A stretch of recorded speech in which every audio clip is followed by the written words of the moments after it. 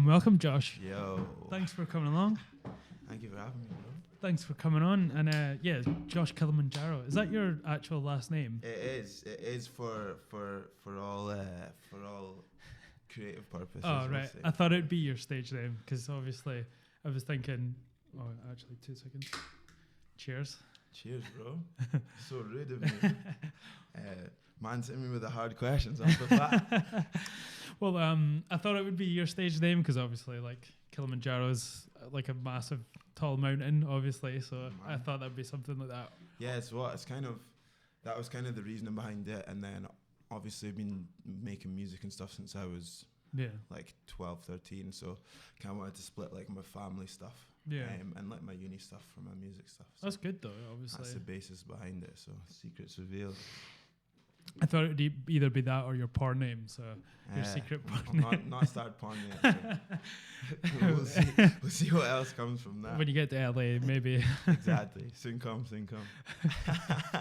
Have you managed to see Black Panther yet? No, not yet. I've had such a busy week, but the numbers are in, and it's meant to be absolutely smashing it already. All the pre-sales have smashed all the other Marvel ones, so it's very exciting. Well, it's supposed to be like the best Marvel movie, the best superhero movie, like ratings wise. Yeah. I mean, like even all the critics and stuff. I think a lot of people were a bit worried, like what the critics were kind of going to say and stuff. But yeah, no, everyone's just been given all the praise that it deserves, and rightly so. I mean, it's like such an amazing project. Like from like all the actors to the team that were working like behind the scenes. Is it Boseman? He's really good as well. Yeah, like strong, like really strong character. So yeah, I'm really excited. I'm excited to see it. I'm not like mad into my comics, right? So I don't really know the story, which kind of makes me more excited. Yeah, to see probably because it's like I don't have any expectations. I'm just really hyped, really pumped. So. The first trailer I saw, because I try not to see the later trailers when I'm going to watch it because it reveals too much. Yeah. Right? So the initial ones, the sort of mixture of sort of like that sort of African culture with 90s sort of hip hop culture was brilliant as well. It was just such a magical thing that they did with it. And it's exciting, man. It's crazy how they managed to tie those two things together. I mean, totally. I just think like it's a really exciting time. I think just for the whole creative industry. Yeah. From music to film to art to all the others. You know, it's just like. It's just really exciting. I think people are finding their voice a lot easier and are feeling more comfortable in their own skins and stuff now, which is really cool. I've definitely found that anyway. So is that something you've personally experienced, or? Yeah, I mean, like I think I've gone on like a bit of like a journey over the last kind of few years because I've been playing with a group since I was like 12, 13. Who is it you play with now? So we were Our Future Glory, right. And we took a break just after we played the International Music Summit in Ibiza. That was in May. Yeah, that was in May 2016. No way. I was lit. Yeah, that must have been really good. Cool, man. Yeah, the label flew us out there and stuff, so it was awesome. And then when we got asked to do that, we also got asked to do a couple of DJ sets out there. Right. And at the time, none of us could actually DJ. So it's getting easier though. We did what we always do, and just went for it. So we played out there, and then after that, I kind of came back, and we all kind of had other things going on. So we decided to just take some time off and focus on our own lives, and then also like our own kind of creative outlets. Really. Yeah. So.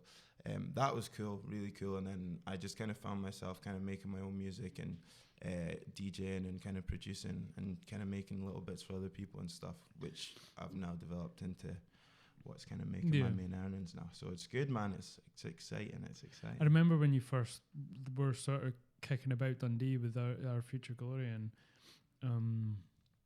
it was really cool. Like, but you were just starting off. I've not seen you guys like lately. Well, when you last started to play, what kind of sort of stuff is it? So the stuff that we're doing now is like, or I can't really say now. What the last stuff we were doing was like really kind of high energy pop music. So kind of like electronic. So you're looking at your Daft Punks, like Justice kind of vibe, but then also kind of my brother's got an amazing voice. Shout out to you. And like the vocal hooks that he comes up with are just insane. So I didn't realize you played with him in the band. Is that? Yeah. So cool. he's the lead singer. He kind of was writing a lot of the stuff on piano and keyboard and stuff. So we kind of synth based. Right. And then his name's Michael Mo, and then Sam was playing bass and synth as well. So it was that very kind of electronic, like overtone, and then the rest of the stuff we added. Did I see that Bobby Simpson was playing for you guys at one point? The famous Bobby Simpson. The one and only. Honestly, that was so good. So we went through like a transition. Just to clarify to people that don't know, like, where a mutual friend of ours, and I sort of grew up playing in bands around him from Dundee, and he's a phenomenal guitarist, like proper shredder from the 80s, but like is creative in all sorts of ways when it comes to shred, not just 80s. Yeah, the guy's insane, like real talk. Because we went through like a transitional period where we started off as a group of 5 with 2 guys on guitar, bass. So, I better do the same actually. Sabotage myself. Bass, drums, and then my brother was singing, and then we transitioned to 1 guitar, and then after that, that guitarist kind of stopped working with us, and we weren't sure whether we wanted to stay with guitar kind of helping drive the music, or if we just wanted to kind of focus on the more electronic side. So we went through a couple of different guitarists, and Bobby was definitely one of our favorites. a lot of fun playing. Can only imagine. Yeah. I mean, your live show must have been crazy with that. Did he? Yeah. Was he trying to solo, or was he? We played.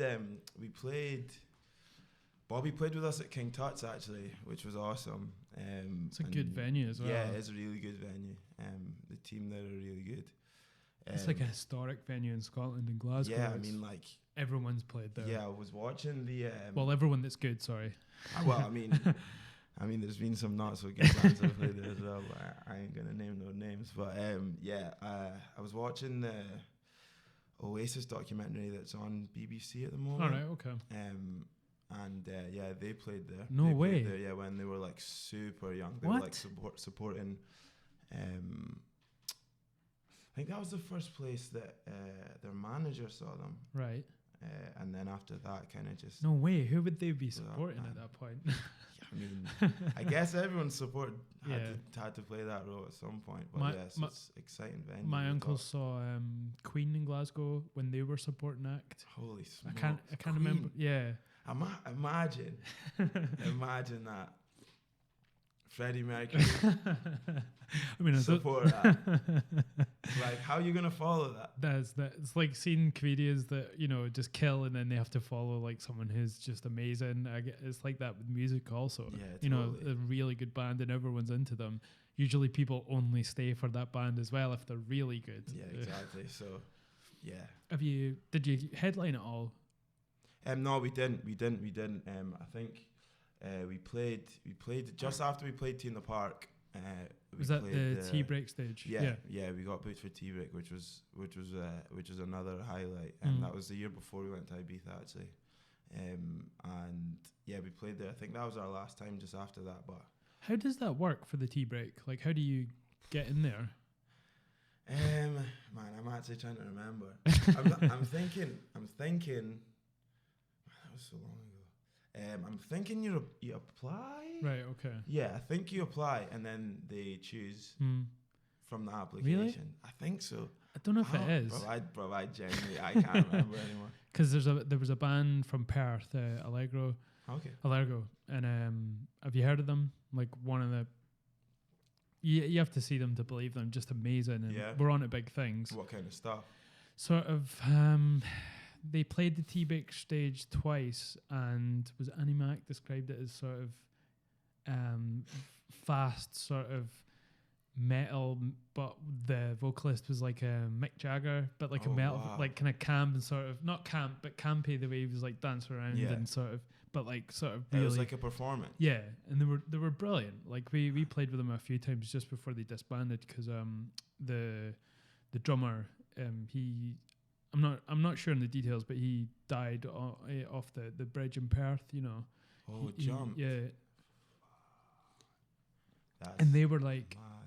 They were on to like something there, and it was not the same when he was. You can't carry on the same project. And they'd been going since, like, you know, you guys they've been going since he was like 14. So this is like maybe when he was 22 this happened. So you just can't really continue. Yeah. Because they'd all done this one band from a very young age, and that's all they know musically. Yeah, I mean, like, kind of, especially now that it's becoming becoming less of a taboo, like talking about kind of mental health and stuff. Like, it's just it's mad how many things you miss, or like, I don't know. It's just nuts. Even like, obviously, I didn't really know the band that well or anything, but just hearing from someone that's like in the similar scene, similar circle, literally how many times we drive that bridge, like a week, you know what I mean? It's mad. So there's a high number of people as well that's happened to on that bridge as well. Yeah, same with the hill just outside of Perth Canal. Yeah. There's been a lot of people. Yeah, cheapers. I mean, I know a few people that it happened to, and talented people as well. It's crazy though. It seems to be a big thing in Scotland. Is a lot of people sort of taking their lives, you know, due to mental health issues, and it's something that's came up on my podcast a few times. Past guests have had, you know, have experienced some episodes in their life where they've had to deal with it, you know, but they fortunately, you know, didn't go that way. They went the other direction. But you can quite easily, you know. Yeah, totally, man. Because a lot. There's a documentary on Netflix about people jumping off the Golden Gate Bridge. It's just called The Bridge, I'm pretty sure. And then I'm pretty sure there's a part in it, or maybe it's just something I've seen online, but a guy who survived it and said that, like, pretty much as soon as he jumped, like, he immediately regretted it. So, like, just imagine, like, how many people, like. But you can't turn back. That's the part, man. You know. Like, that's the thing. Like, yeah, it's heavy. But I mean, with people talking about it more, and as more people get educated from a young age, not to kind of stifle it or ignore it, but to, like, address it kind of sooner rather than later, and talk about it, talk to your friends about it. And, like, what I've been saying to my mates quite a lot is, like, no one's 100% like mentally sound. Like, that's not a thing. Like, no, like, that isn't a thing. So, like, if you're not feeling like, if you're feeling a bit low, or you're just feeling a bit strange, or like you're having a down day or whatever, like, just talk about it. Don't don't bury yourself under the pressure of being like, nah, I need to be 100%. Yeah. No one's 100%. I've been thinking about this quite a bit this week, actually, in terms of when I was thinking more in terms of the Western world, how there's language that's used to stop people sort of,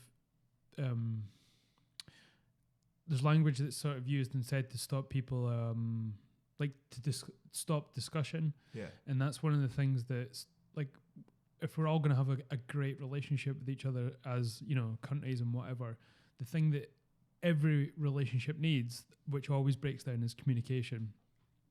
If you don't have that in a relationship, literally, then it's the death of your relationship. So in life, obviously, you need that with other people, and, you know, you have to communicate what you're feeling, because these people don't know and they can't see inside your mind. And that's when, you know, you can take something someone said or saw something, or you're feeling shitty about work, but you don't tell someone. So then you can make up everything in your mind that you're going to make up because of, you know, just how you're feeling that point. Exactly. You'll internalize it so many different ways.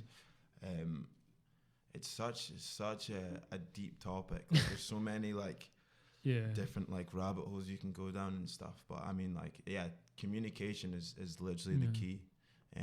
But that is the barrier, though. That's that point, I think, when most people are like, I can't say anything because I don't want to seem like this, or I can't say anything because no one will understand, or you don't want to burden them either. And it is a massive wall, but when you get past it, I guess it's a feeling, I guess for some people it's a feeling of sort of relief. You know? Totally. And then you realize, why was I yeah, exactly. Why was I trying to keep all this stuff inside for so long? Yeah, it's one of the past guests, Robert Garrett, he suffers from severe depression and anxiety, and he had a sort of breakdown when he was in the fire brigade because felt like he was getting bullied there. You know, they were all sort of different from him, and he went to the jungles in Peru to do ayahuasca. Have you heard of ayahuasca? No, I haven't. So it's like a herbal plant medicine they make from two plants. Okay. And one, fuck knows how they came up with this, right? But they managed to find a plant that had DMT in it, and the other plant stopped your stomach from sort of blocking the way it's imbibed.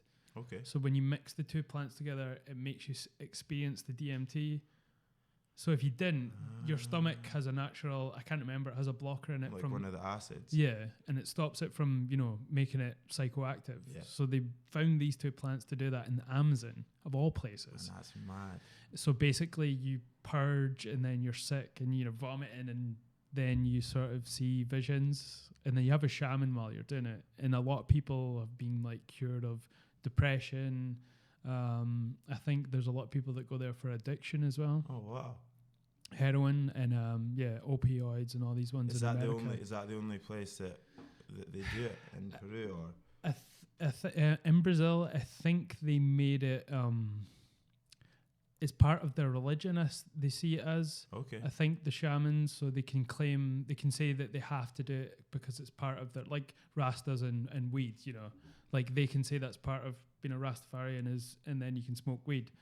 Not that it's not as simple as that, but you know what I'm saying. Yeah, no, I get it. And then, so when they're in America, they can say that, this is part of their religion, so they have to do these traditions, and it's brilliant though. Like if you should look into it. Yeah, no, I'm quite, I quite like reading up on like different things and different kind of medicines, especially like herbal stuff. One of the girls I'm living with just now is like really into that. So sweet. It's been westernized, so there's a lot of like tourism now with it in Peru, and it's terrible. Standard. That's how we do it. Always. That's always how we do it. We always take something good, monetize it. But I don't think it's sort of legal in any part in America, but South America. Did you find that when he kind of came back, he felt like way better and stuff, or was it kind of just for a time, or? He described it on the podcast that he felt like it was something that was getting better and he was starting to understand himself. It doesn't cure you in the sense that it just gets rid of it. It just makes you understand yourself and how to deal with when things appear, negative thoughts and whatever. And then you can sort of see it kind of like a reset button for your brain. It just sort of, does that to you. And I think maybe he got onto more like San Pedro, which is like a cactus sort of drug. And I think he thought that was his sort of drug, but I'm not sure. I think mental health there's never a cure. It's just something that's in progress all the time. Yeah, see, that's kind of what I thought. That's kind of the way I've seen it, because it's your mind. Your mind's always growing, it's always changing, it's always developing. So, it's not like you're healing a broken bone or something. You know what I mean? It's not that. I know, it's like these people who like you get Alcoholics Anonymous, right? Okay, that's something you can stop drinking. You stop using it and you go through all the process and whatever. But I've brought this up before. But when it comes to like sex addicts, it's like, do you not have sex that whole time? Is it something you have to sort of? Well, maybe for some people that's just gotta nip that in the bud. Or if you're like people who are overeaters, it's like you can't stop eating. Yeah, something that you have to do to survive. I mean, I guess with that stuff, it kind of just goes back to self-control a bit. Yeah. But then again, that goes back to how you control your mind. Yeah. And how much it's mind over matter, mind over body. That's what it comes down to, though, is your mindset. And you can do things in your life to sort of reset that. And and build a sort of strong mind. But when you're stuck in that rut and a groove, it's hard to get out of it. I mean, I can see how people just go further and further down a well, so to speak, you know. But yeah, man, that's it. Some heavy stuff. Heavy stuff. Yeah, no, it's definitely as I said, it's good that it's all this stuff is kind of being talked about and addressed more. Because I mean, we're a bit older now, but I remember when we were younger, just kind of that stuff was never really discussed. No. Wasn't ever discussed at school at all. I can't even, because when I was that age, like say between 14 and 19, sort of 20, it was never something that I perceived as anything that I'd ever felt, you know, like to be depressed. It just, you know, when you're young, it's just there's so much going on. Yeah, literally. And then when you're older, you start to understand, like, oh, I feel a bit down today or whatever. But imagine being that age, and there are kids that are that age and are depressed, you know. And like that kind of time of your life as well, kind of like the beginning of adolescence, where you're at school, you're with a lot of new people, you're experiencing a lot of new things. Some people just can't really cope with it. Some people cope with it in different ways. And then, you know what kids like? Kids are savage, man. I remember my school was savage. Shout out to anyone who's a high school teacher. Where did you go to? I was at Harris Academy, yeah. How old are you? 27 now. Really? You're 27? I had a cousin that... Looking good. I had two cousins that went to Harris. Who? Well, Lee and Dean Kidder. How old are they now? My cousin's probably a couple of years younger. The youngest one's probably a year younger than me. And my oldest one's a couple of years older than me. But they came from a small town just out, like Abernight area. Oh, okay. You're from Blair, right? No. Of course, yeah. Blairgary's like one of the most. It was probably like this. I love that you gave it like a backstory. That's well, the Sun newspaper, which is like a, you know, the local rag, not local, it's like national, but it was called Blairgary Battlefield High. Like there was so much going on when I was there. That's what the school? Yeah. I know. But there was so much bullying going on, and then, well, you know what kids are like, you know. Savage. Savage. Like some of the teachers that, I don't know. There's stories I could tell, man. People traumatized. And what was your experience of high school like? You know what? I loved it. Right? Honestly. Yeah. Like, because, again, I was speaking to my boys about this recently, and we chat a lot of stupid shit in the group chat, as you do. And we were all, like, rating our high school experiences out of 10. And I loved it. I think because I got homeschooled, like, for the first couple of years. And then, so I went in, like, middle of third year. So it was like everything, like everyone had kind of worked each other out. Yeah.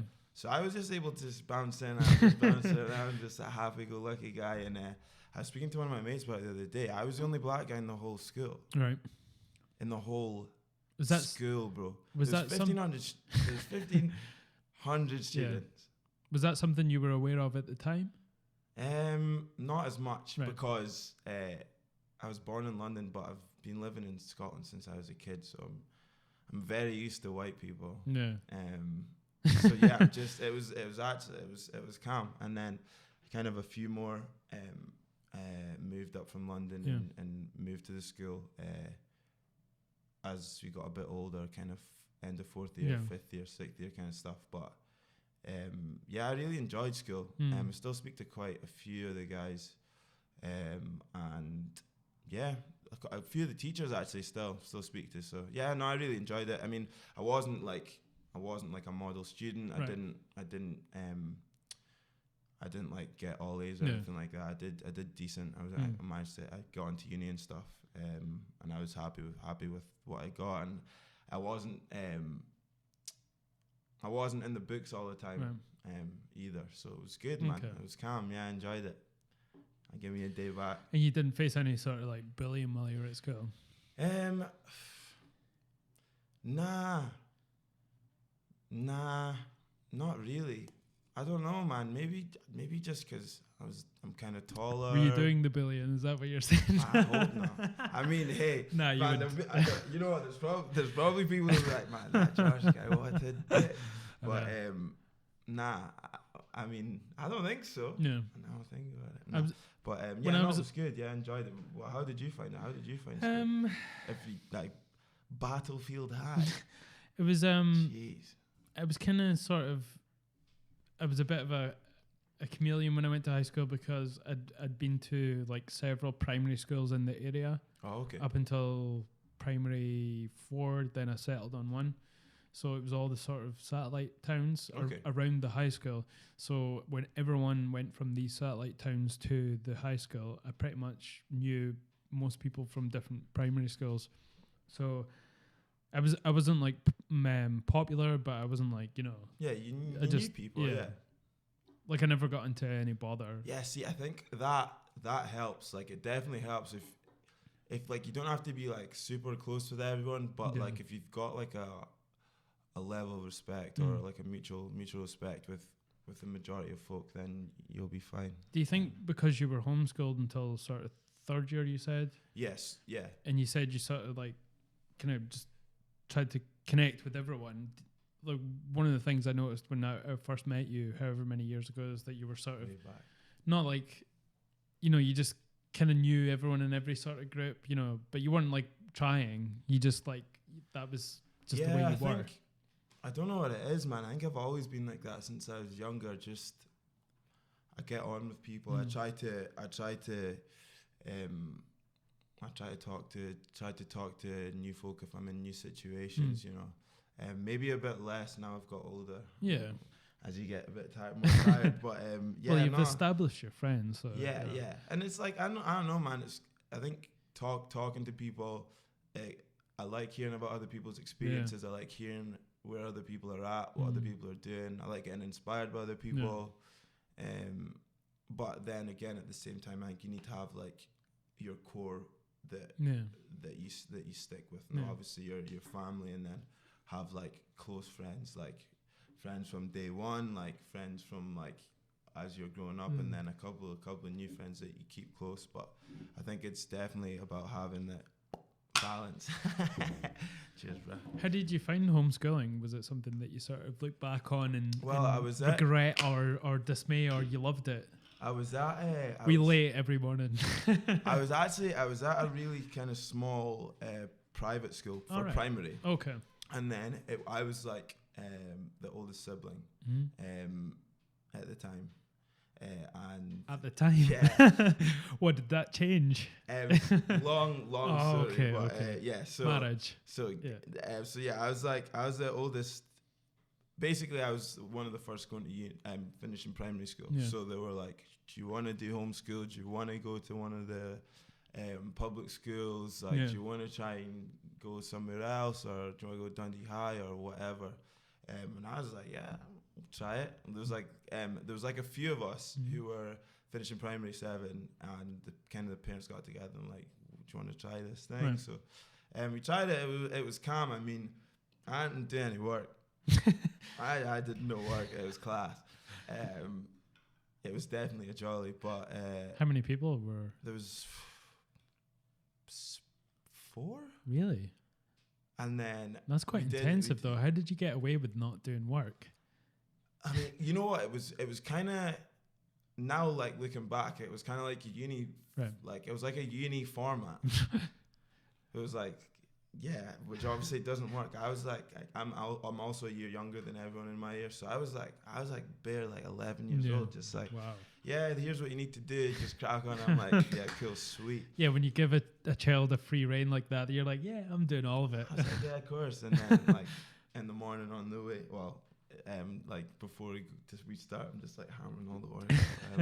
But there was 4 of us in the first group, and then we did a second year, and I think another 4 came up. So there was a group of 8 of us.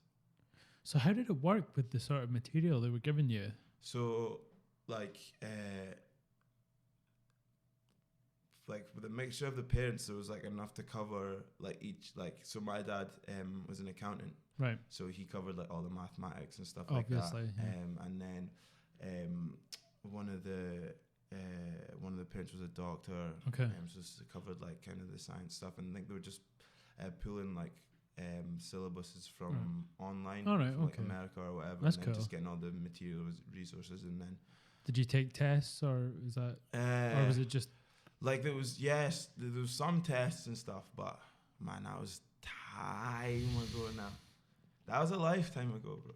I know, we're getting old. That was a lifetime ago. I can't believe you're 27. Like, I always seen you as like the younger guy at the crowd. And now you're like 27. I know, man. It's like saying that I was the youngest in my year, like that doesn't mean anything. No. Man, it doesn't mean shit now, bro. Like, damn, we old as hell. But yeah, it was good. But yeah, it was a long, long time ago. But yeah, I think like it's funny. It's funny how you look at life. You know, like I could have been like semi straight to Harris, and things could have turned out completely differently. So I'm happy. Do you think you got any benefit from it? Yeah, I think I was definitely able to kind of figure out who I was a lot quicker, because I remember that's another thing, like when you're young, and I think that as well, like that can also affect how you maneuver in social situations and stuff. Like people getting a bit gassy, people kind of who are a bit shyer and stuff, like people are shy, but some people can be shy, but it's not to do with confidence, if that makes sense. All right, okay. In what sort of sense? So you can be shy, like you'd be more introverted, but like you're confident, like like you know what I mean, know who you are. Different scales of a person. You're not shy because of you're scared that someone's gonna rip you if you speak. Yeah, you just exactly. Naturally are. You're not really phased about kind of getting involved. But I think at that kind of 12, 13, 14 age, like people are still kind of trying to figure out. Whereas I'd had a couple of years where I was like, kind of not left to my own devices, but I had to kind of grow up a little bit quicker than everyone else. So. And I think this is where maybe America, God forbid, might have it right at some point. What a shame! What a beautiful places. With the middle school. I think. Yeah. I never thought of that actually. I think we go into high school too young. I mean, there's people who are 11, and then there's people such a mix of ages, and like I like what they do with like the whole is it prefects, like the kind of buddy system that they do. I quite like that, but yeah, I think going from being like the top dog in your primary school to like bottom of the barrel. That's exactly what happened to me. Like, man, it's like. You're like, yeah, I got this. Like day 2, someone just slaps you up. It's like, okay, cool. I'm at the bottom now. It's like you don't realize that you're in. You think you're going into your final form, so take it to maybe Pokemon or something. But you think you're going from primary school to high school, and you've got to your final form, but you're actually your first sort of evolution of yourself. Literally. And when you get there, you're just like, shit. There's a whole more different part to life now. Yeah, and I think that's totally it, because I had those like 2 and a bit years where I was like still at the top. No, you know what I mean, like, but like still up, one of the older ones, or one of the whatever. It definitely helped with my confidence, and I was just kind of when I went to Harris, it was more just like, okay, this is a new situation. How am I going to maneuver it, kind of thing, as opposed to being like, this is a very daunting situation. I don't know anyone here. Because there's literally no... You can't distinguish between the 6 years and the adults at that age, I guess. Everyone's sort of just like really older than you, and it's kind of daunting when you go there. But you probably just skipped a lot of that, I guess. I did. I literally did. That's literally what I did. It's good, though. Maybe I missed out on something, but I don't know. No, I think America has it right.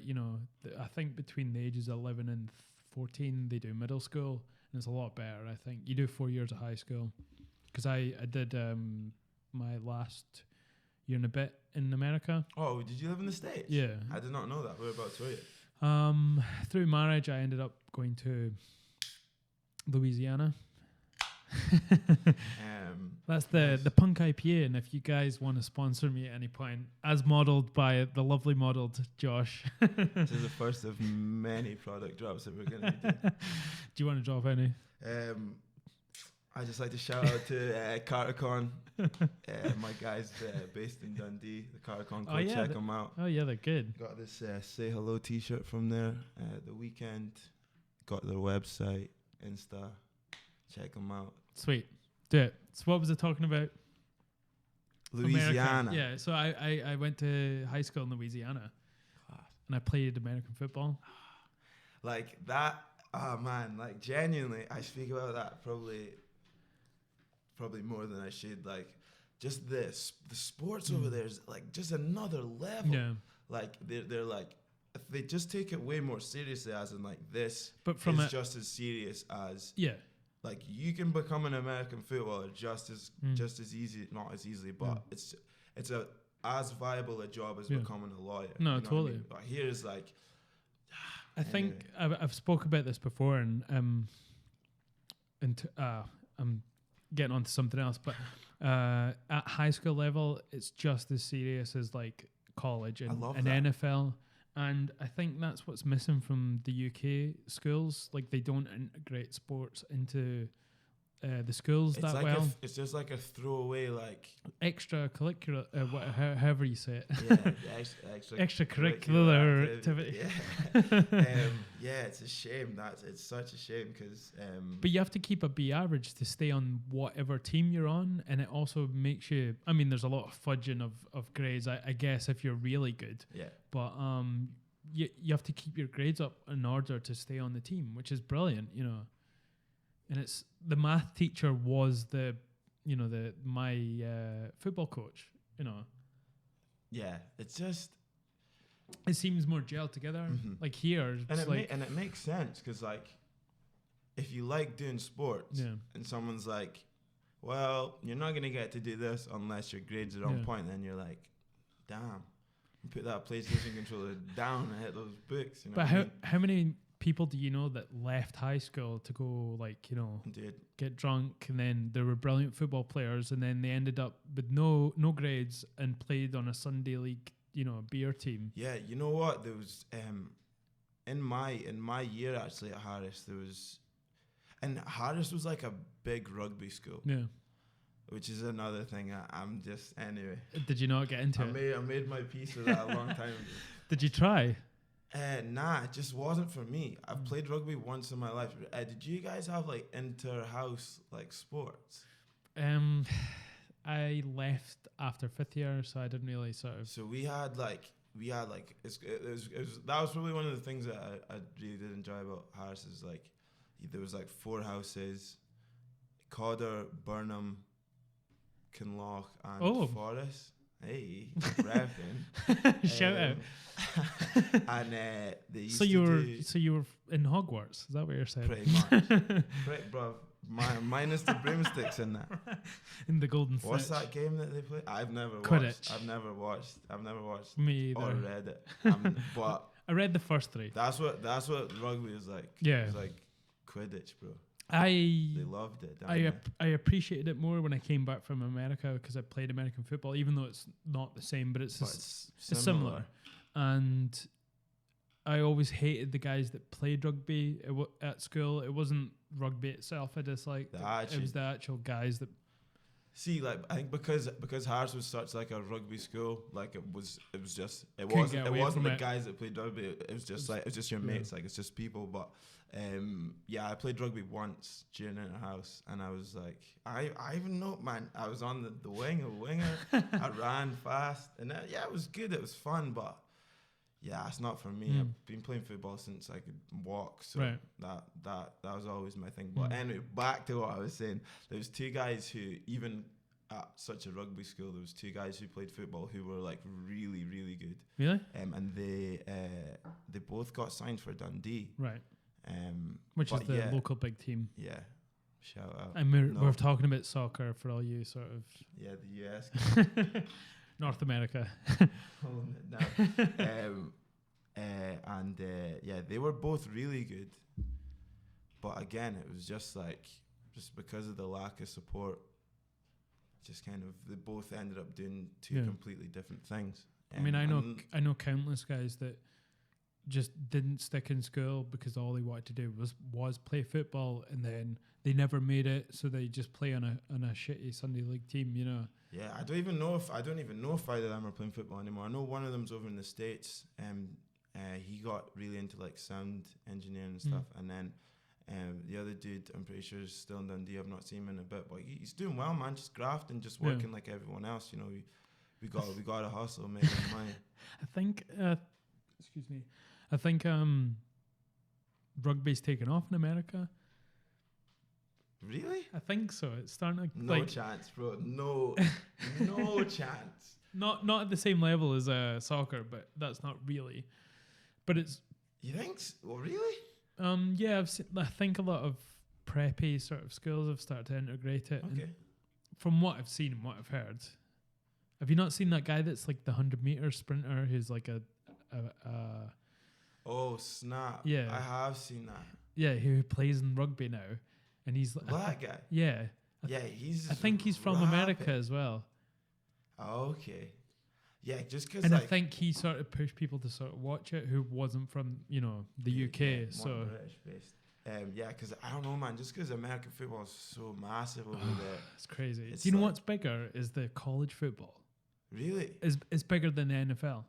Like I've never really got into NFL really, apart from like Super Bowl and stuff.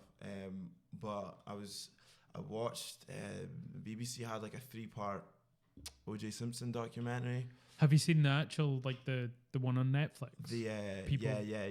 I brilliant. watched it, man. It's deep, man. It's deep. It's deep. That's deep. It's deep. Sorry, he did it. I think he did it. I think he was 100% involved. Mm. Whether he actually like played because the shooter was there. I thought you were gonna go the glove didn't fit. If the glove don't fit, you must have quit. Oh man, yeah, but I don't know. It's a good. That whole TV series is brilliant. Oh, it's class. It's brilliant. It's they I did a really good job. I wasn't sure how well what's his name? Cuba. No, the guy who played Shapiro, massive actor. Oh, I want to say Mel Gibson, but I know it's not Mel Gibson. Travolta. I wasn't sure how well he was gonna do Shapiro, but he did all right. I said this on the last podcast episode. I think Travolta has tried to hold on to his looks for so long, and in this TV show, he's just like, well, I have to play this character, and he's just like, fuck it, like he looks like himself basically, and he's just aged like so much. In this. Totally, and like it's like, oh, snap. Man, it comes fast like a train, bro. But Cuba did a good job. Yeah, he didn't look anything like OJ, and he didn't have the physicality either. Yeah. He's not like a big guy either. Like when you like kind of watching or when you first see that it's Cuba, I was kind of like, It's like those reenactments on some shitty TV show, and you're like, this is just off. Yeah, it's just not right. But when you get an episode in, you're just like, this is fucking. Yeah, I'm hooked. The story, like, it's mad, bro. It's actually mad, and it's like, I think as well, like because of the time and like because of all the kind of rioting and stuff that was happening just before it, it was like such a massive thing for like. Just for black people in general, for civil rights, but then also kind of another thing I've been looking at recently is like the American justice system, because they're like, yeah, we've got like the best criminal justice system in the world, and I'm watching this thing. I'm watching a lot of stuff in a minute. Institutional racism, you know.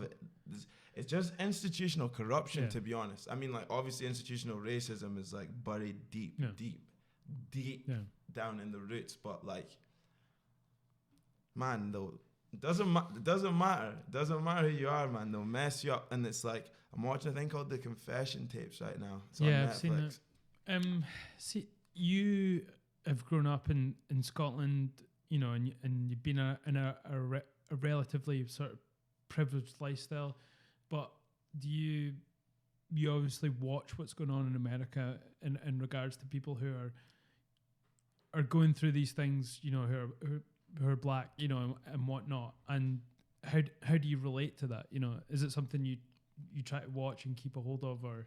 So, bro, it's like, I think because I was raised up here, and I'd say 90%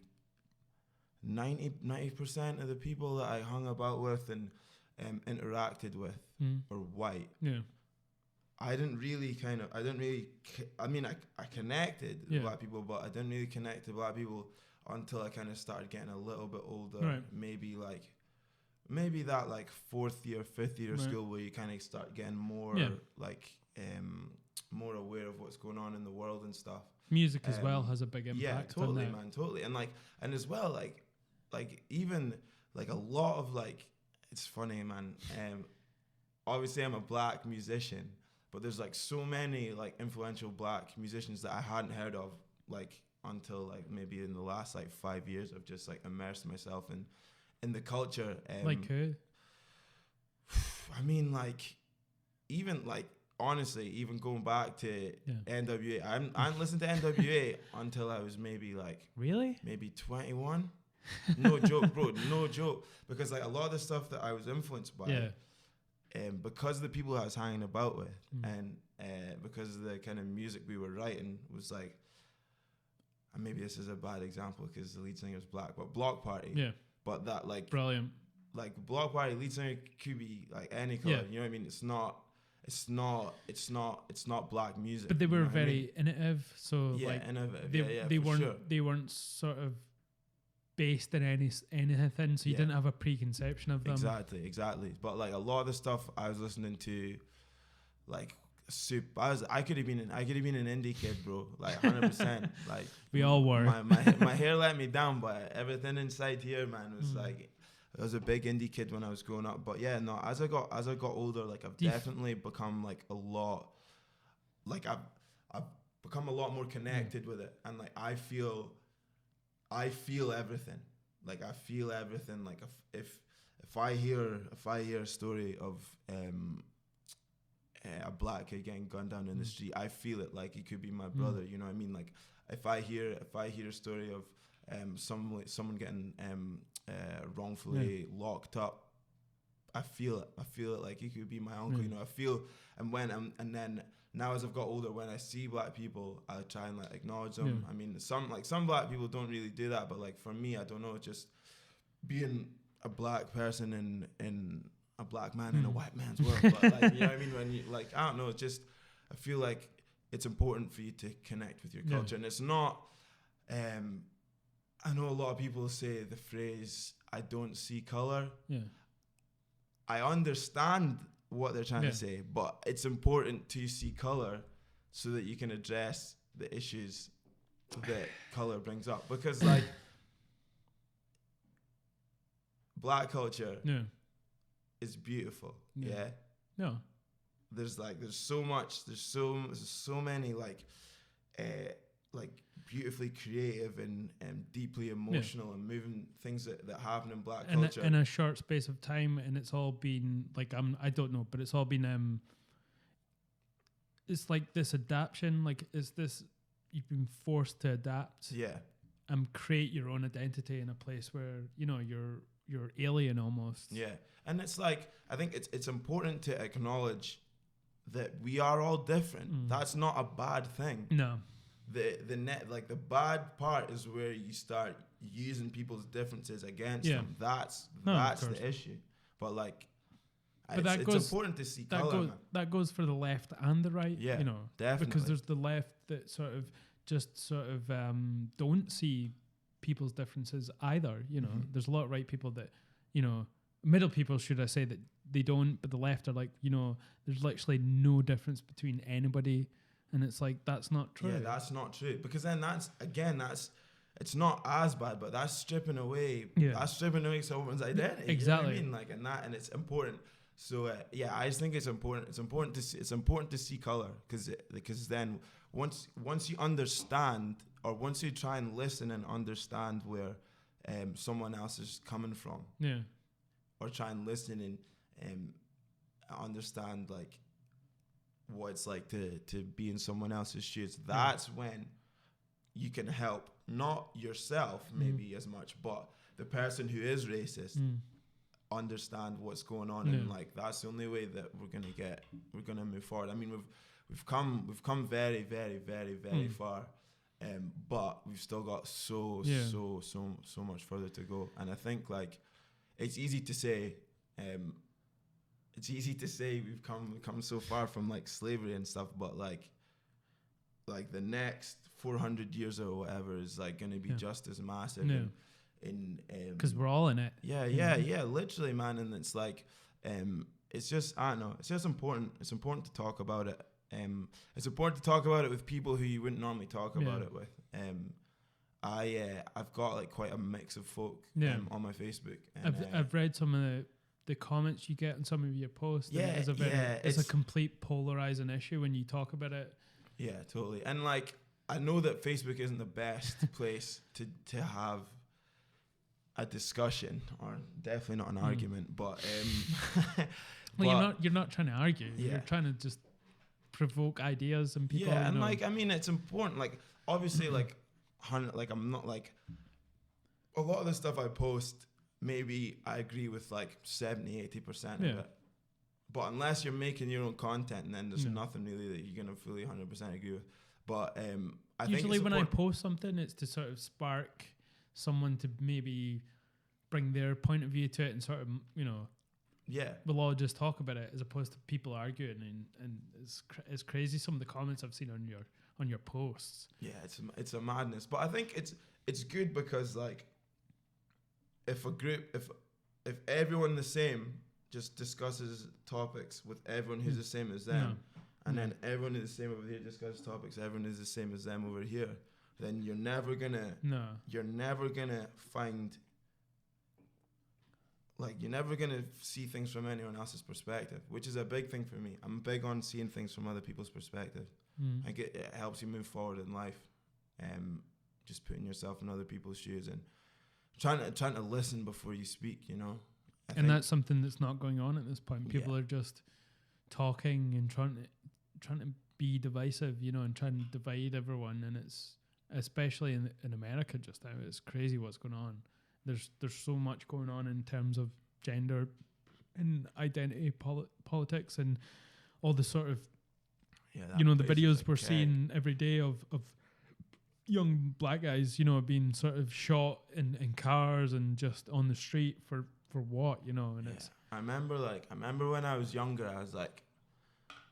I was set, moving to the States, 100%, gonna live in the States, raise my family in the States, and like now I actually, like, literally as each year goes on, I'm like, I couldn't be any further from wanting that, because like, obviously, like, there's the racism, there's the surface racism, then there's the institutional racism, and then there's the institutional corruption, and then like deep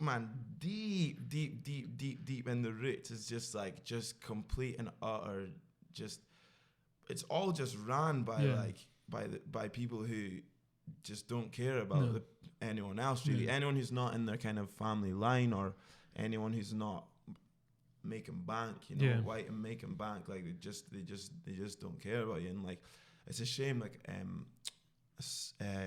Dave Chappelle said it. Is this his new special? Yeah, during one of his specials, he was like, when he went out to vote this last time, he was at he went to his polling station, and it was like, obviously kind of like the place he lives in is like,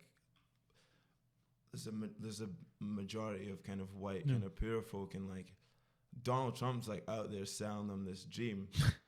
One, selling them this dream, and then two, just aggravating so much hate.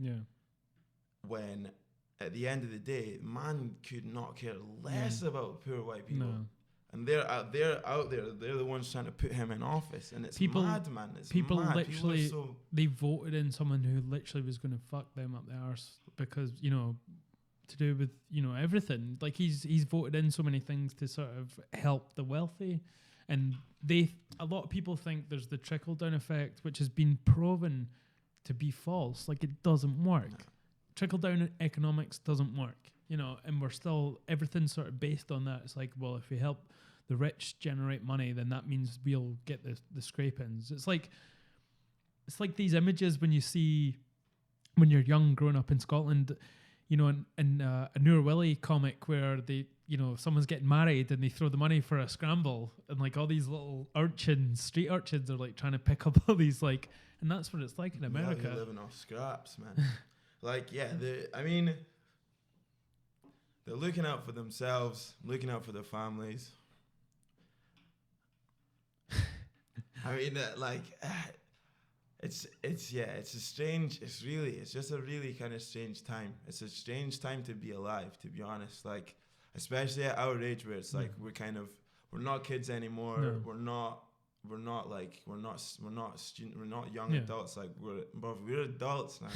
That's real, and you're like a lot of the issues are, one, affecting us, and two, we can actually have a say in now. And it's like we need more people in our generation to kind of stand up and speak and be like, this isn't on. And a lot of people are, which is awesome. Like, I've got a lot of love for people who are willing to stand up. Sorry, I'm going to pause you 2 seconds. I'm going to go to the bathroom. Pause.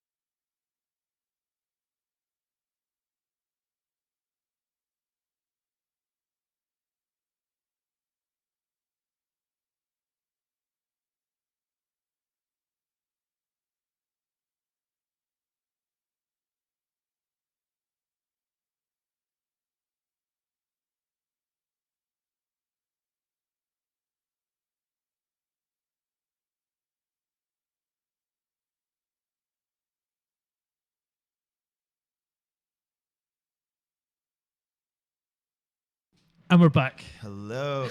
Quick pee break. People are used to me going off and taking a piss. You need that, man. We're all human. So yeah, bringing it back to the OJ documentary. Oh, like snap! Yeah.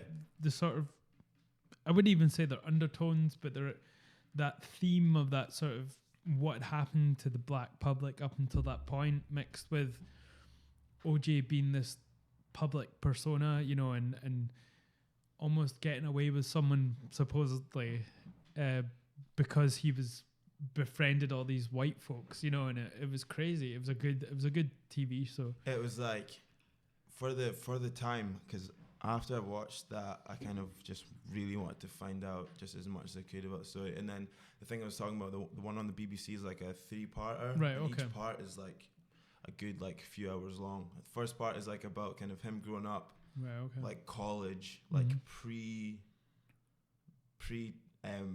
murder trial and stuff. He did it. Pre trial and stuff, which is like super interesting. And then obviously the kind of bit in the middle is about like the murder and the trial and whatever. Right.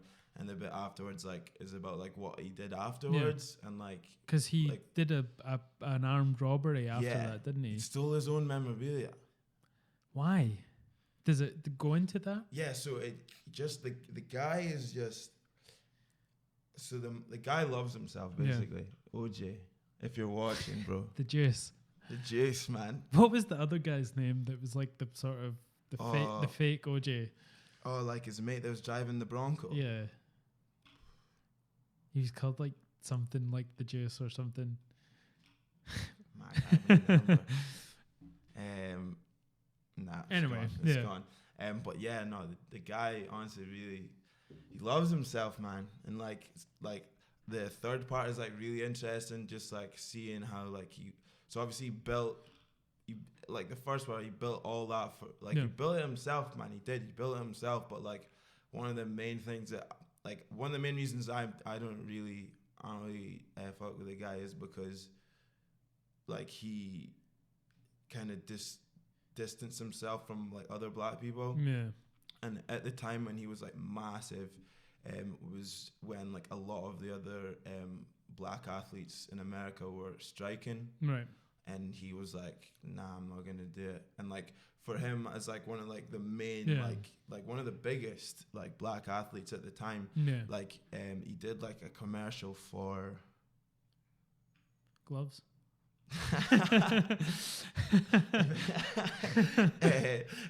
And he was like sprinting through an airport, and it was like a massive thing because it was like he was like one of the first like kind of black stars, really like big like on that level, because obviously you know how big American football is.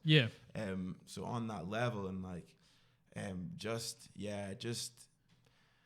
he was very about himself, right, which I just really did not like at all.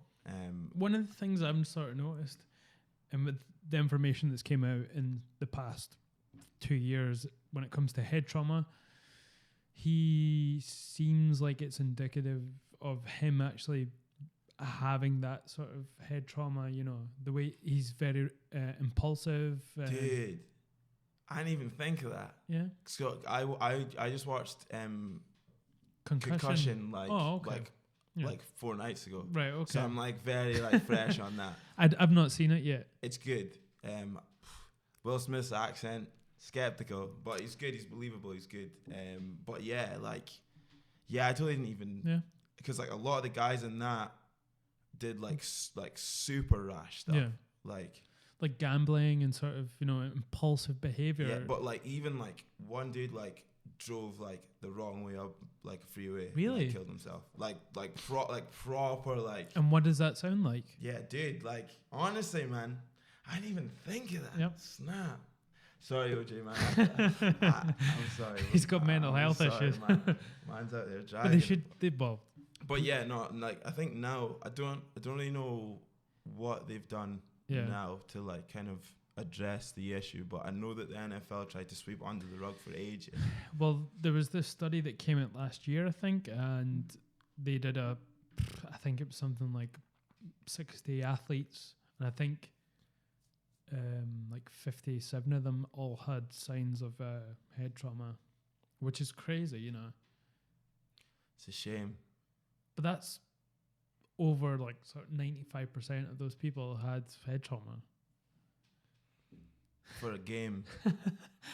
And like the thing is, the people who wanted to keep it going are the people who are just making the money from it. Which, dude, this is what I'm talking about. America, man, it's corrupt from like the core. That's why that guy that was fucking all those kids in the college football, like no one said anything because the money that's tied into college football.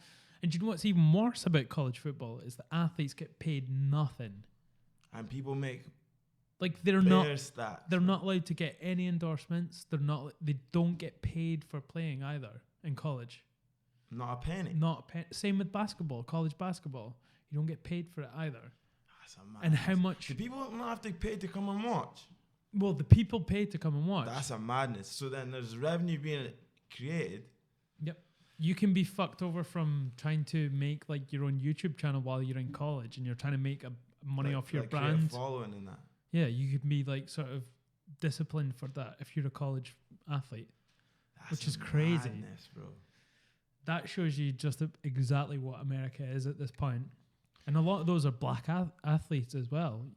Yeah, and then a lot, like, the kind of thing that was, like, a big thing for me before the whole kind of concussion thing came out was, like, a lot of the athletes come from, like, impoverished backgrounds, and they don't get the right mentoring on how to look after their money.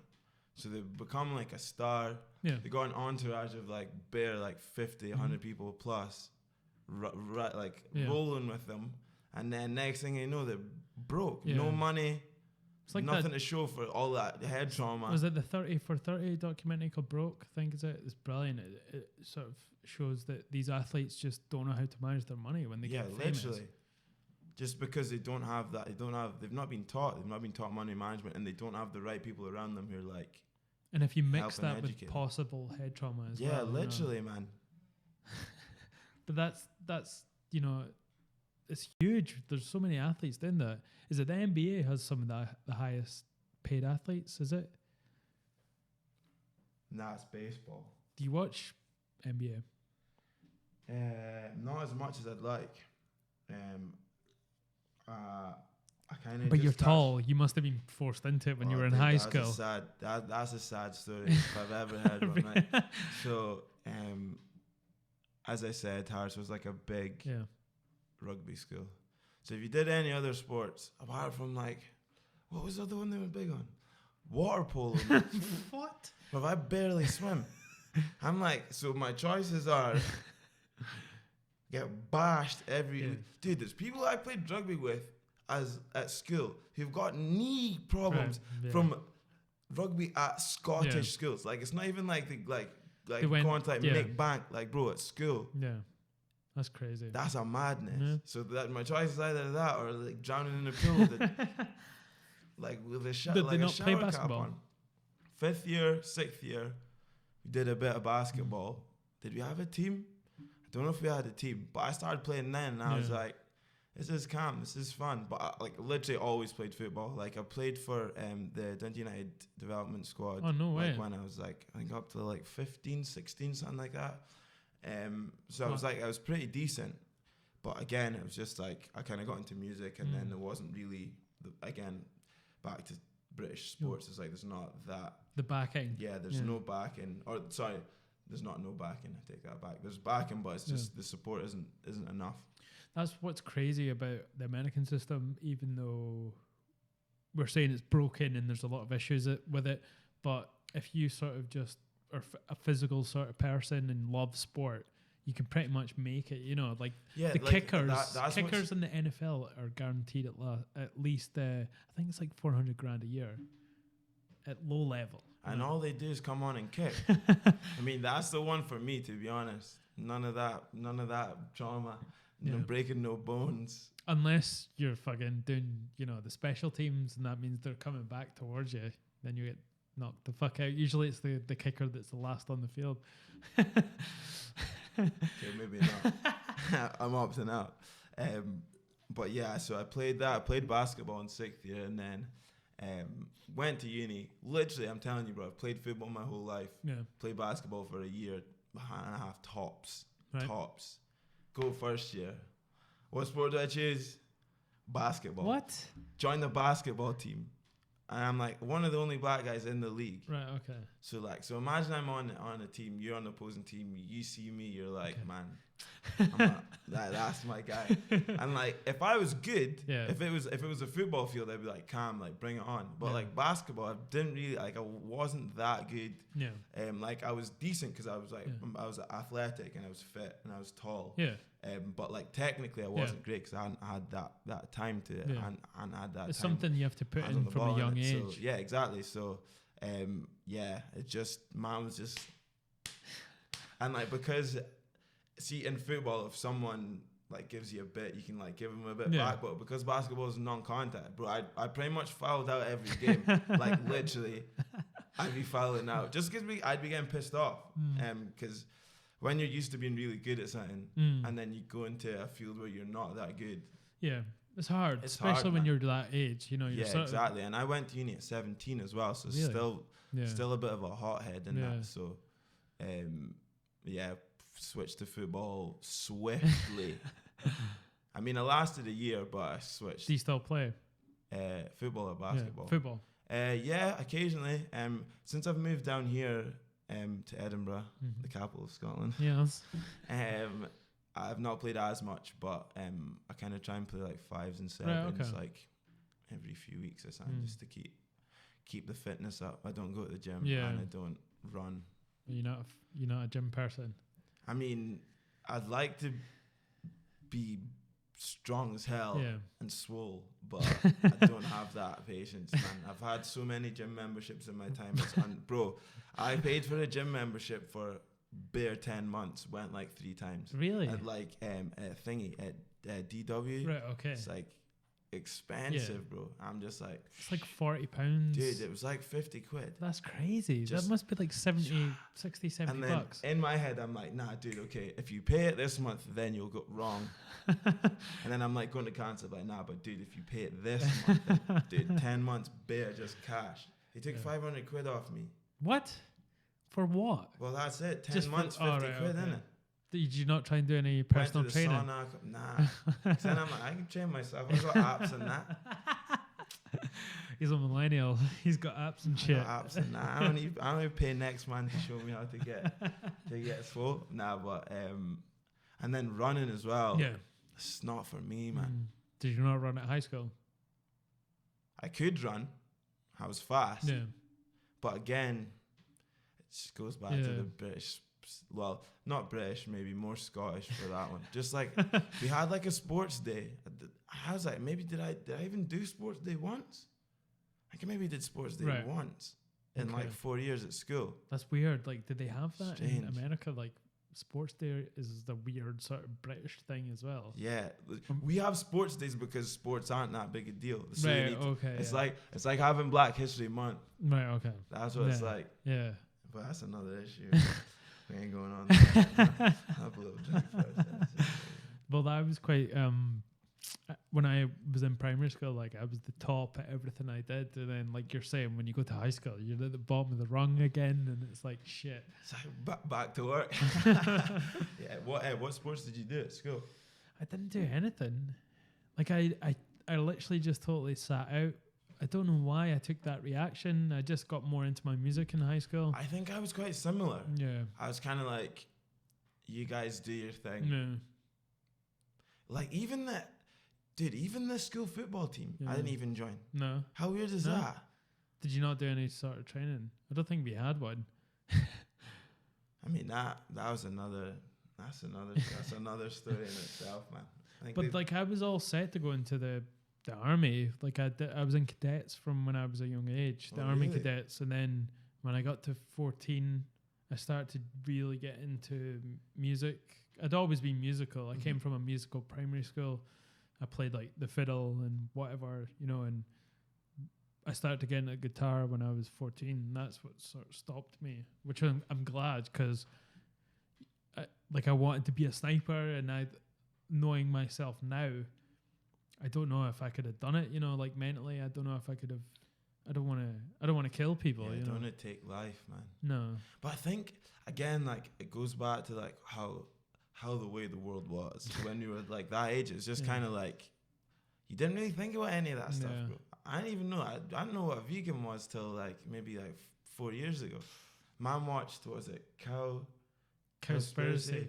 This girl I was chatting to like was like, watch this and that. She was pretty fair. I was like, yeah, I'm gonna check it out. You're gonna watch I was anything. like, yeah, cool, sweet. I wasn't really, but I watched it and I was like, man, that's deep. Yeah, That's some deep stuff. But then it's like the way I see that, it's like you can't. In an ideal world, yeah. Mm-hmm. Maybe not in an ideal world. In a vegan's ideal world, everyone is a vegan. Yeah. But in the real world, I think it's more more feasible for us to be sustainable. So like maybe only eating meat once or twice a week, 3 times a week, which I don't do now, but it isn't as alien to me as being like, right, you're never eating meat again. That's why people are like, nah. Yeah. Because it's just... Well, you need balance. Yeah, exactly. You need balance. You need balance. With everything, I think I was vegetarian and vegan. I went for a bit, for a couple of years. How did you find it? I was lucky. The girlfriend I had at the time was vegan, and she was like an amazing cook and could cook anything that was vegan, but like proper. She would always do like what she needed and what we needed in terms of eating. It wasn't just, we'll make this for the sake of it because it's vegan. It was like she had everything mapped out, and she was a really good cook. So I didn't really struggle with it, but I've never been a huge meat fan. Like I eat a lot of like I hate turkey and chicken at Christmas. Like it was always weird to me. Like I just really? Never, But then when I got older and I started working out, I was like, I saw food as essential fuel, so I had to. And then I was a really fussy eater when I was younger. Like I didn't eat. Were you the kid that like whenever you came over to your friend's house, you'd be like, nothing. I wouldn't eat anything. Like, bro, I would have buried you. Buried you. Like the only thing I'd probably eat is like a tin of beans if I came to your house. Beans on toast. Not even that. I don't like white bread. And so when I got older and started to work out, and I was like, yeah, this is just fuel. So I forced myself to eat a lot of things. But now I love food. Like I cook a lot now. Healthier stuff, but I could do vegetarian. And occasionally eat meat now and again. If you stick to something like that, you're just going to feel bad when you break it because you need it. Like your body tells you when you need like iron or, vitamin C or any of these things, and you need to eat something to sort of fulfill that. It's just your body telling you. I think as well, like as a people, there's ways that we can produce and eat meat that is sustainable, where it's not like where it's not inhumane, where it's not detrimental to the environment. Yeah, like there's definitely ways that. I like how you use that word sustainable, because that's something I took away from Cowspiracy as well. Yeah, no, that was a big thing for me as well, for sure. It can't be just organic and sort of fad. It has to be sustainable, and that has to be not raping the land of its nutrients. And because that's what all these single crop farms do. Like they just take all the nutrients and the oxygen and the oxides out of the soil, because they're making one crop. Yeah, it's mad. It is mad. But I never even thought that was a thing. You always just assumed that organic was better. When I saw Cowspiracy, I was like, shit, there's a different side to this, coin. Dude, every day's a skill day, man. We have to keep learning for sure. I think as well, like kind of one of the benefits that I saw from that documentary was like just your health. Yeah. And like, dare I say again, if we're getting a bit older, kind of need to like not that we're fat or unhealthy, but just kind of you need to look after your. He says as he drinks a beer, but you need to look after your organs, like you need to kind of give them what they need, and give them the rest that they need, give them the energy and the nutrients and maybe even the balance they need. Yeah, again, balance. Man, that's the thing in all things is balance. Balance is the key. I think when you go too far into any way, it becomes detrimental. Like I would really want to do the ketogenic diet. I don't know if you've heard of this. Yeah. So my boss at the studio I work at, I'm pretty sure he still does it, but he was like big on it, like big on it. Like last year, middle of last year, he kind of explained it to me and kind of like. Does he do any sports just out of interest, or is he doesn't do any sports. He works out. He actually started doing it because he wanted to lose weight. Right. Okay. And then the more he read into it, the more he was like, "Damn, this is actually really good for me." And like the way he works, like, just the whole like energy release thing, like is like that's like just works for him. Like it's like, dude, like if the ketogenic diet was made for anyone, it was made for this dude. I'm telling you, man. Like yeah, just. You can totally tell the difference when he's on it and when he's not on it. Not that when he's not on it, it's like super negative, but like when he is on it, he's just like he's on it. He's vibe, on the ball. Like his mind is like working at a different speed, like a different level. Yeah, it's awesome. But like it's like we're saying, there's different people have different sort of reactions to these things. Oh yeah, totally. I don't think I need carbs, bro. Yeah, I need. My girlfriend, she's from Canadian. She's like built like this. She only eats pasta when she goes home. Like her family just eat pasta, and they're all like super athletes. But that's just the way their body breaks it down. Like they just eat it because that's what they're suited to, I guess. Yeah. You know, they're half Italian, must be. But me, like I need a little bit of carbs more so than the ketogenic diet, and it just doesn't work well with me. Yeah. Which is it, bro? That's a beauty of life, man. We're all different. Yeah. Which takes us back full circle. Now, I know you were brought up in a sort of religious back set. Yeah, I was actually speaking to someone about this on Tuesday night. So I was brought up. My mum and dad are both Christians, right? And their mums and dads are both Christians. I'm pretty sure that.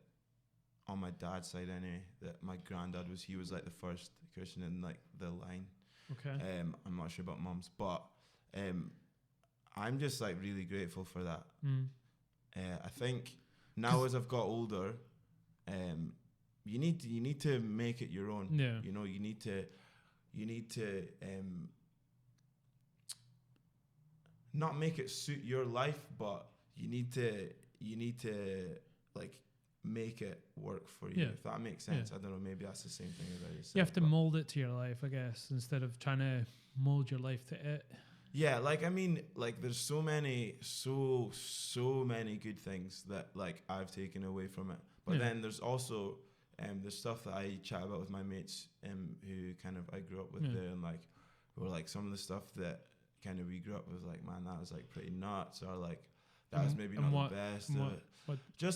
Just kind of the way, like, there's a lot of, but again, like the negatives are all from the human side, if that makes any sense. Like to me, it's all human. So I have a faith. I have a faith. I have a faith, and I separate faith from religion, right? Because religion is like the kind of framework that we've put it in. Yeah. And then it's within religion that you get all of that nasty shit. Yeah. I watched. It's a good idea though to go that route, I guess. I think it, bro, because like I was going from when I was like, obviously from when I was born, but consciously, like from when I was like a kid till maybe kind of stopped going as much when I was like 22, 23. Right. But like I wouldn't have gone from the age of 15. Like, it's not like my folks were like, you have to go. Right. They were like, you do what you want to do. You're your own person. You know what I mean? But I wouldn't have stayed if I didn't feel something. Right. Okay. Which is why I've kept like the morals I've kept. Yeah. Like, or I've like tried. I'm 100%. I'm not anywhere near perfect. No. But like without that kind of framework, without those guidelines, then I feel like I wouldn't. I'd kind of be a different person. Right, if that makes sense. Maybe not as good a person, if good's the word to use, but yeah, I feel like there's a lot of positives that I've got from it. It's interesting to hear how you've sort of, because when I first met you, obviously you were sort of not, you were finding your own way in life, and you just identified as being Josh, who was a Christian, you know, and that was it. And it's cool to see how far you've come from that point, you know, almost 10 years now, you know. Yeah, man, it's time. And how you've made it like fit your life at this point, I guess, you know. Yeah, I mean, like, I think as well, I really like what it stands for, and I really like the heart of it. Right. It's just the heart of it is all good. The heart of it is all good, but then it's when like we try and like put boxes around it and like chop it up and like, you know what I mean? Yeah. It's just, that's when, like, I watched what's it called? It's about the newspaper that broke the story about all the Catholic priests who right, okay. yeah, over in the States. I watched that and I was like, man, shook, because like the bulk of like the main, from what I took from it was like the main, not the main reason, but kind of how it was set up was that these guys had to be abstinent. Right. So had to abstain from sex for their whole lives. But man's not meant to abstain from sex for his whole life, bro. No. So you put in these human beings in this box under the guise of religion, faith, and then you just expect them to be like, cool, that's it. Well, yeah, no one's ever. I'm not saying that what they did was okay, but it's like it's putting something in a pressure cooker. You know what I mean? Something's gonna go. You know what I mean? And it's really so sad how many people's lives were affected by that, just because. I think I watched one where religion, it was the American guy, the American documentary about a priest from Ireland, and I think during the 70s it was 300 kids over, you know, and the thing that's so messed up as well is you find out, and I think it's called Spotlight. Got it. They were like, to protect. See, that's the thing, bro. That's why it's so messed up. It's like the whole religion thing, because it's like something that has to be like deemed as perfect or whatever. Yeah. They were like did everything they could to protect the name of like the church or whatever. Yeah. So they knew these dudes were doing stuff, and they just move them somewhere else, and they do it again, and they move them somewhere else, and it's so messed up. And like, obviously as a kid, your folks don't tell you that kind of stuff or whatever. No, of course. I'm sure like a lot of people didn't really know until it broke.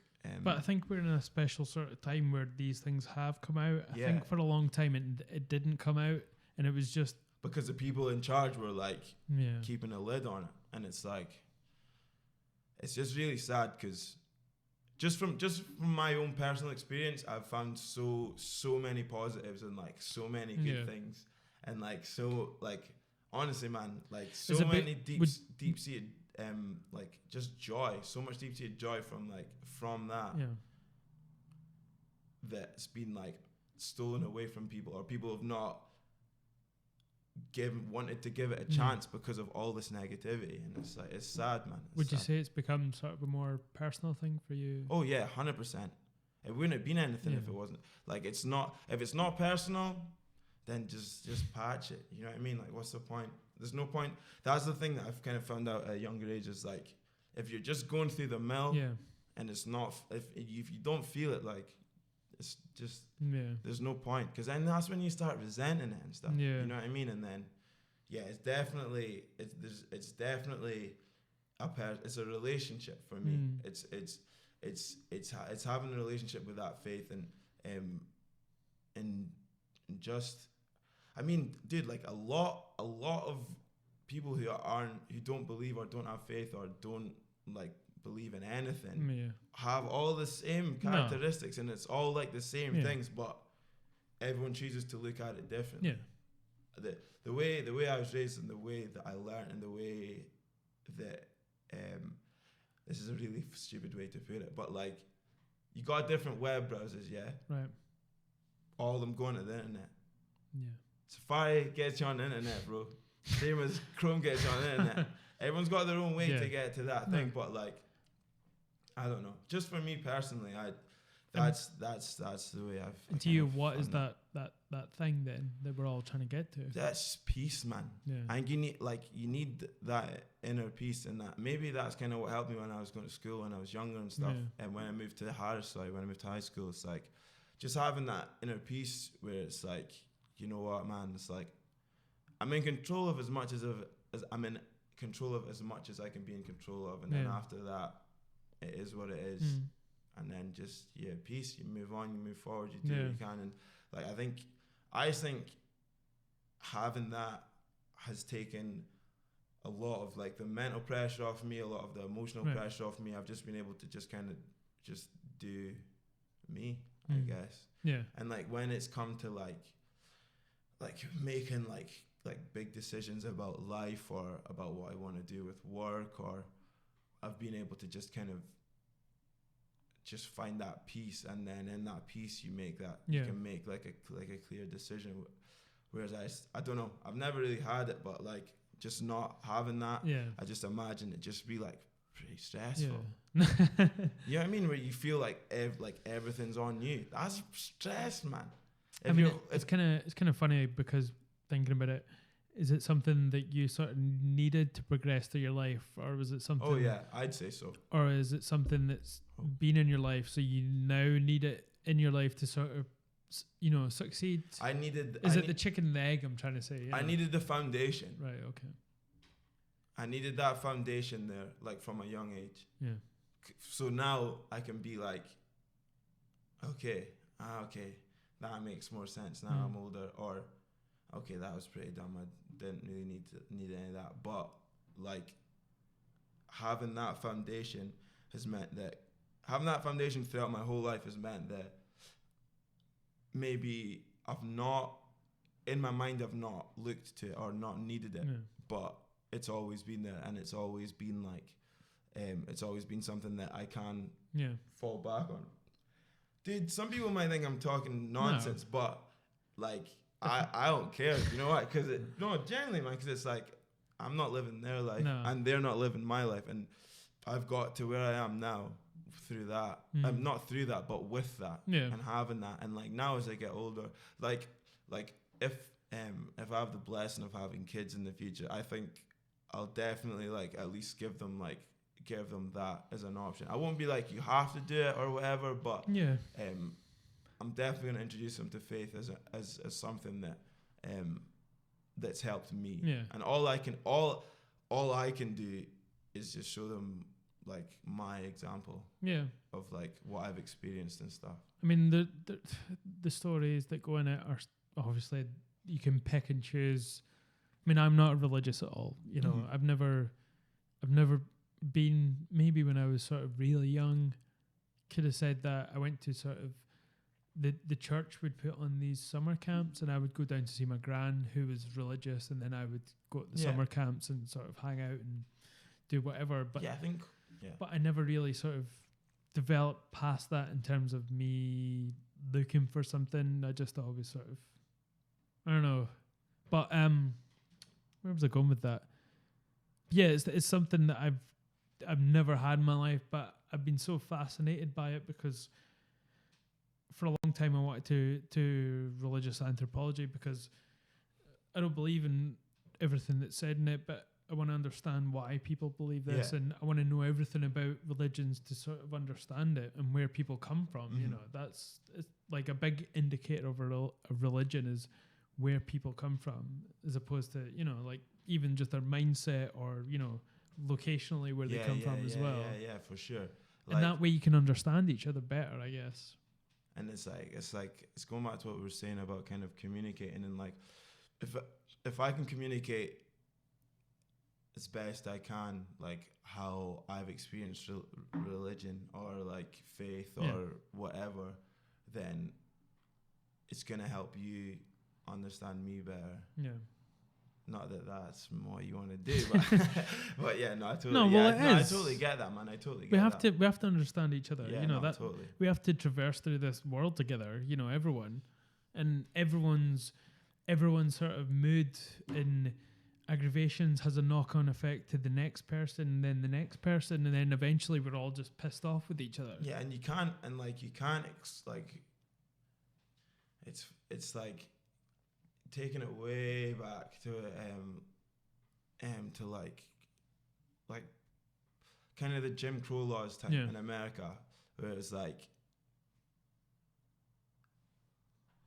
the white people at the time just wanted just everyone to not be the same, but act the same. Yeah. Yeah. You know what I mean? Yeah. And want them to like sing from the same hymn sheet. Right.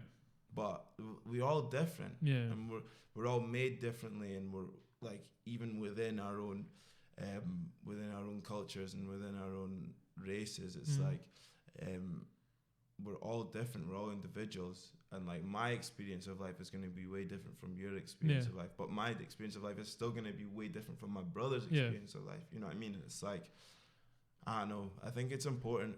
It's important again just to listen, man. It's important to listen to what people are going through and where people have been. And I think one of the most harmful things, to bring it back to America, has been in the 1950s when there was this, the atomic family, and I think that had such an effect on everyone who wasn't an atomic family. You know, everyone in America who was in these lower economic statuses or an immigrant or whatever, and that's still carried today. Like that sort of be a believer in the 2.4 kids, and sort of accumulating all this shit as well, microwaves and whatever. Yeah. And it's just it's harming America, that view still, because it's not the view, it's not even how people exist now, and it's still how that it sees people, I guess. Yeah, it's like I think now we're gonna see, like, I think maybe over the next kind of, this is going to be a pretty horrible thing to say, but over the kind of the next 20 years, as like kind of that generation passes on into the next life, I think a lot of stuff's going to change, and not only passes on, but the people who are at the top are going to be retiring and phasing out, and younger people and people with kind of one fresher mindsets, but two like open minds where they're willing to like listen and willing to change, which is another big thing as well. I think it's important. Like, you can't just expect people just off the bat to just be like fully like on board with everything, but I think it's important to create a culture where we've all seen Driving Miss Daisy. We know it's hard to sort of no, it is, man.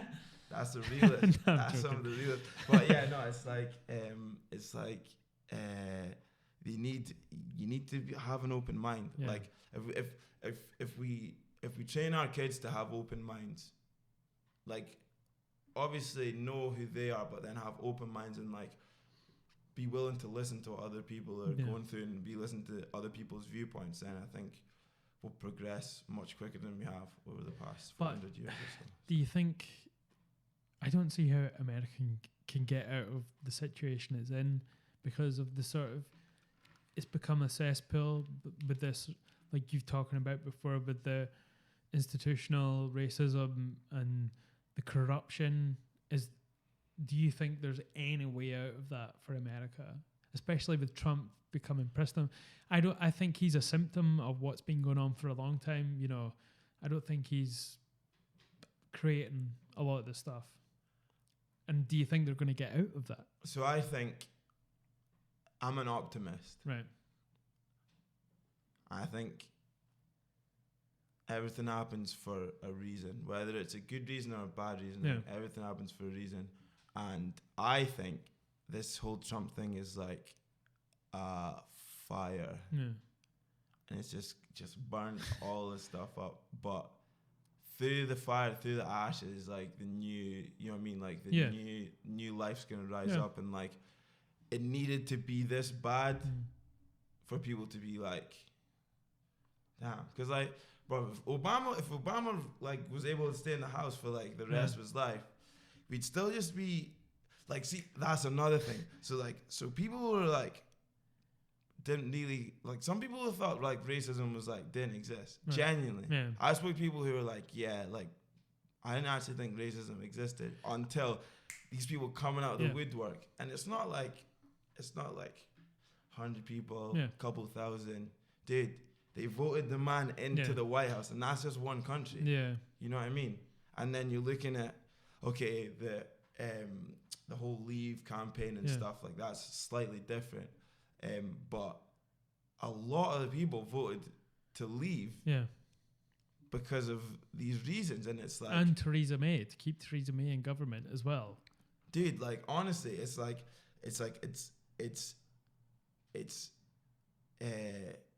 not Leave, sorry. What am I talking about? The EU, leave. Yeah, that is what I'm talking about. Yeah. But it's just like, it is still an issue, and it needed to be unearthed again for it to be addressed. Of course, because we could have just carried on thinking everything's like sweet, willing, like just going on willy nilly, like. But it's been done in such a dramatic way, though, with Trump being the president. Needed that, I think. You think? We're there now, bro. Can I jump to the bathroom? Well, we're just finishing up there, actually. Okay, man. So thanks for coming on. Yeah, no It's worries, been awesome. Man. It's good to see you. So where can folks find you on social media? People can get me on Twitter at Josh Kili, JoshKili. And you can get me on Instagram at Josh Kilimanjaro, just Josh Kilimanjaro. And I've got some new music coming out. Oh, cool. So I'm launching my SoundCloud over the next kind of few weeks. So if you get me on Insta and Twitter, then you'll be able to see from there. But Kilimanjaro music. What kind of stuff on SoundCloud? Man, didn't even get to talk about this. I'm actually going to be doing quite a bit. The first stuff's going to be kind of housey, like Afro house kind of stuff. But I've been working on some hip hop beats for folk, and I've got a couple of secret projects that I'm working on with my man Ken Babarin's up in Dundee. So we'll see. Like, I was thinking about getting him on, actually. Dude, get him on. He's a good lad. He's a well. I've had some good conversations with him. Yeah, drunken conversations. Yeah, he'll take you deep. He'll take you deep for sure. But yeah, no, it's an absolute pleasure, man. Thank you so much for having me, bro. Genuinely, it's been class. Peace, guys. Yo, peace. Much love.